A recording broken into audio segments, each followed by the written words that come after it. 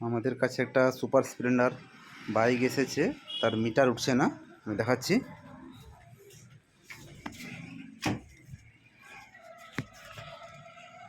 চাকাটা ঘুরিয়ে দেখি কোনো রকম উঠছে না মিটার। ঠিক আছে, আমি দেখাবো আর কি হয়েছে সমস্যাটা। এই যে মিটার কেবিল আছে, এই কেবিল এটা খুলে দেখবো। খুলে দেখে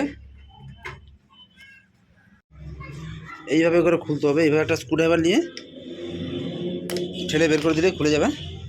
আমরা এখানে দেখবো এই তারটা ভালো আছে না খারাপ হয়ে গেছে। তার ভালো আছে, মানে মিটারের পিনিয়ন খারাপ হয়ে গেছে। চাকাটা খুলে পিনিয়নটা চেঞ্জ করে দেবো। চাকাটা খোলার পরে এইভাবে আসলে ঠেলে দেবো দিয়ে বের করে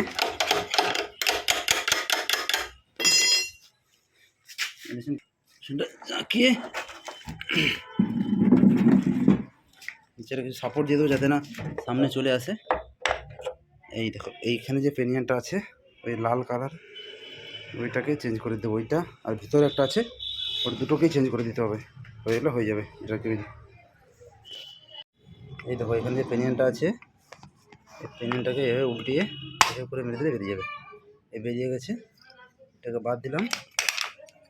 তারপরে এইভাবে করে তো এদিক দিয়ে বেরানোর জায়গা আছে, এই গর্ত এইটা দিয়ে বেরাবে পেনিয়ানটা। ওই লাল দিয়ে ওই লালটাকে লাল যে পেনিয়ানটা আছে বের করে দেবো। এভাবে আমরা এইভাবে করে মেরে দিয়ে এদিক দিয়ে মেরে বের করে দিলাম। এদিক দিয়ে এই দেখো বেরিয়ে যাচ্ছে, বেরিয়ে গেছে। বুঝছেন তো? এই দেখো অরিজিনাল মিটার পেনিয়ান, 57 টাকা দাম আছে সুপার স্প্লেন্ডার বলে।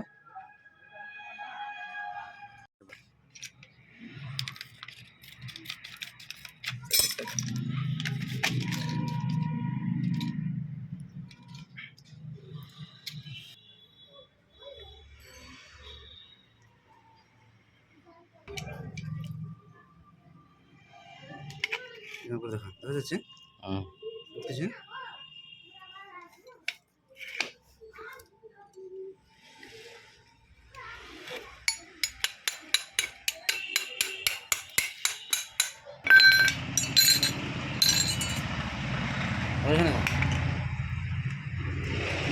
পেনিয়ানটা হালকা গ্রিজ লাগিয়ে দিলাম যাতে তাদের নষ্ট না হয়ে যায়।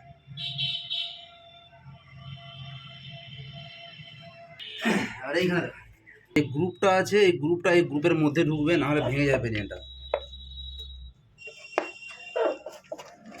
হয়ে গেল। এইভাবে করে আবার অ্যাক্সেলটাকে লাগিয়ে দেবো। কমপ্লিট বন্ধ হতে পারে।